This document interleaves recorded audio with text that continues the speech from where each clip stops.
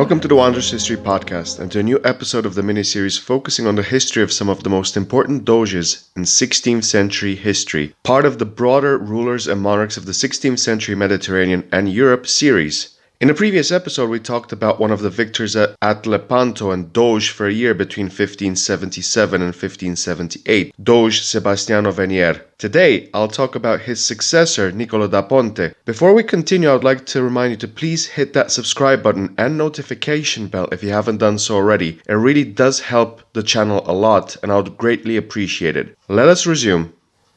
Nicolo da Ponte was born in 1491, the son of Venetian aristocrat Antonio da Ponte, while his mother, Regina Spandolino, was originally from Constantinople. Nicolo da Ponte would go on and become a theologian. He is referenced in Jerusha Richardson's book, The Doges of Venice, primary source edition, as the theologian Doge. Da Ponte represented Venice at the Council of Trent, and as well as serving governorships of Corfu, Padova, and Udine. In 1570, he became procurator of San Marco. After the turbulent reign of Alvise Mocenigo, who had to deal with the War of Cyprus and its aftermath, the Venetians prioritized at all costs peace with the Porte. Same applied for the rule of Sebastiano Venier, brief as it was. However, during Venier's reign, a violent fire affected a considerable portion of the interior of the Ducal Palace, emblematic Venetian location and a symbol of Venetian republicanism. When Nicolo da Ponte became the 87th Doge of the Venetian Republic, it became one of his immediate objectives to either restore or entirely rebuild the Ducal Palace, the Palazzo Ducale.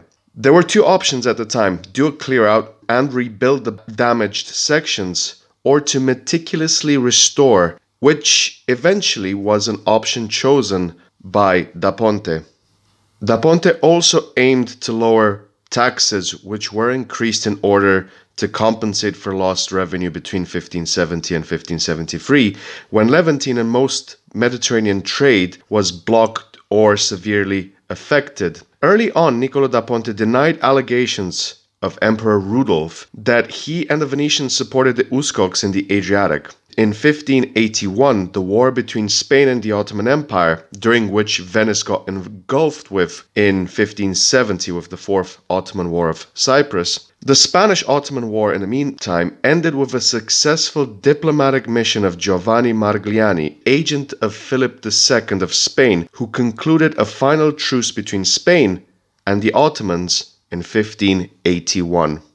The Ottoman-Spanish truce of 1581 was in actuality a diplomatic stalemate from which neither Spain nor the Ottomans won. However, because of their enforced involvement in this conflict with the Holy League, which eventually comes to fruition after 1569 and 1570, the Venetians involuntarily became one of the main defeated factions or sides in this conflict, as by the end of the Fourth Ottoman-Venetian War in 1573, the Venetian Republic lost 4 years of Levantine trade and revenue, and more importantly, it lost Cyprus as well. When Nicolo da Ponte turned 90 years of age, he began writing a testament of sorts. In here, he expressed ideas on how Venice should navigate the diplomatic waters over the following decades. He wrote his opinions on King Philip II of Spain, who at the time was heavily involved in the War of Portuguese Succession. In a similar fashion to his predecessors, the other doges who preceded him, Nicolo da Ponte continued to mistrust the King of Spain and his imperial ambitions in Europe and the Mediterranean. Da Ponte noted that apart from the Porte, there was no other power to be able to hold its own against him, not even France, which was substantially impacted by that point by the effects of the wars of religion. Because of this, the Venetians needed diplomacy, deference, and dexterity in dealing with Philip II of Spain. Good relationship with Florence and neighborly princes were advised as well as solid relationships with the papacy, which is ironic given the following century would be marked, even at its early beginnings, by the famous interdict of 1606-1607. This document also showed Nicolo da Ponte's pro-French inclinations. It was stored in the archives of the Council of Ten.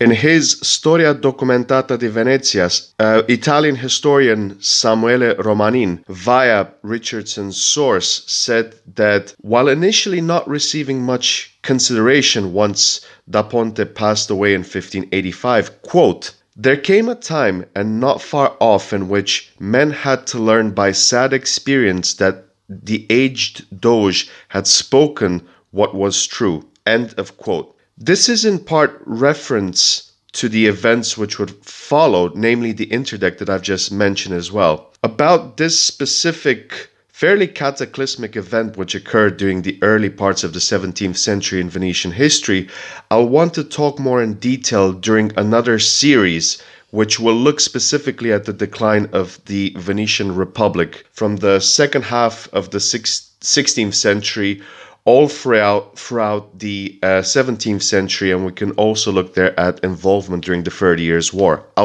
will want at one point to do a section on the 30 Years' War. The next episode will be about our last Doge to be discussed as part of this series, Pasquale Cignona. Thank you for listening to this episode of the Wanderers History Podcast about Doge Nicolo da Ponte. I want to apologize for my quite nasally voice. I've been hit with quite a heavy cold. If you've enjoyed this video / audio, depending on where you're listening, make sure to leave a like, subscribe if that is an option, and until the next time, all the best.